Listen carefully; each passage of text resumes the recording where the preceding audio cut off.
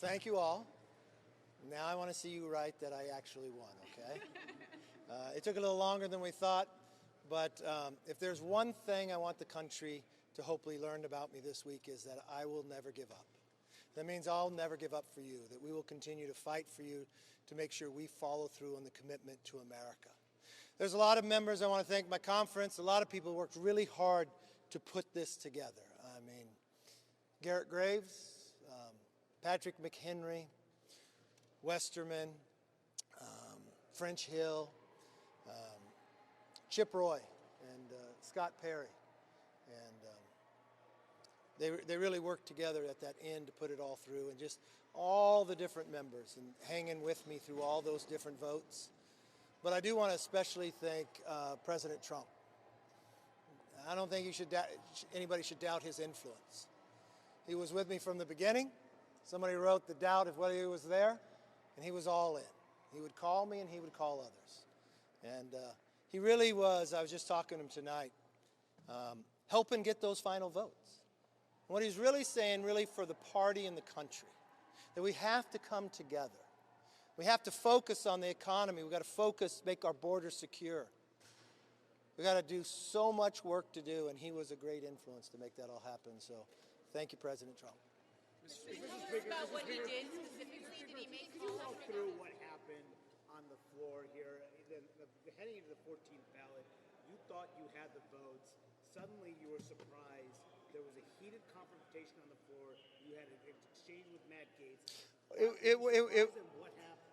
It wasn't a heated one between Matt and I, no.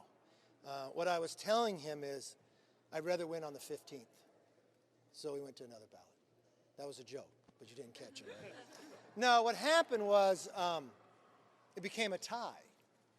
And I really think Matt had talked to me before. Matt really wanted to get everybody there. And so look, through all of this, people's emotions go up and down. And at the end of the night, Matt got everybody there from the point that nobody voted against the other way.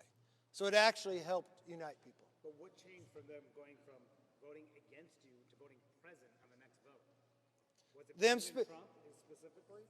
Well, President Trump talked to a lot, but I also think it's them and wanting to make this conference united and work together. So I thanked them for that. And Matt worked hard on that as well. But yes.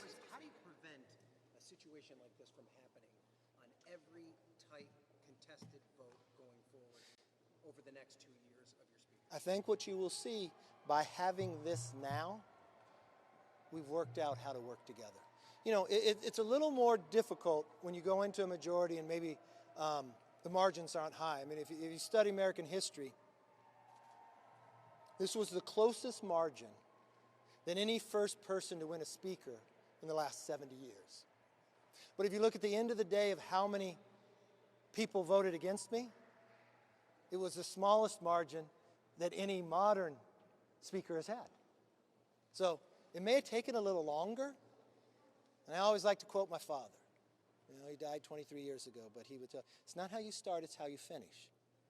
So don't judge us on how we start, watch how we finish. And I think by having the disruption now, really built the trust with one another and learned how to work together. What we're going to have to find in our mindset is that we have to front load, that we have to think about and work on the bills with a microcosm of the conference before we even start writing it. And that's really what we learned here. And working the rules, there were a lot of great ideas. At the end of the day, I remember on the January 1st, we did this conference call with the entire conference. And when we walked through all the rules, people were excited. People were mad before, like, what were you working on? Why was it holding all up? But at the end of the day, the product was better. So maybe 100 years from now, some master student will have to write about this. But really what most people will write about or feel is the outcome of how well we'll run the floor for the next 2 years.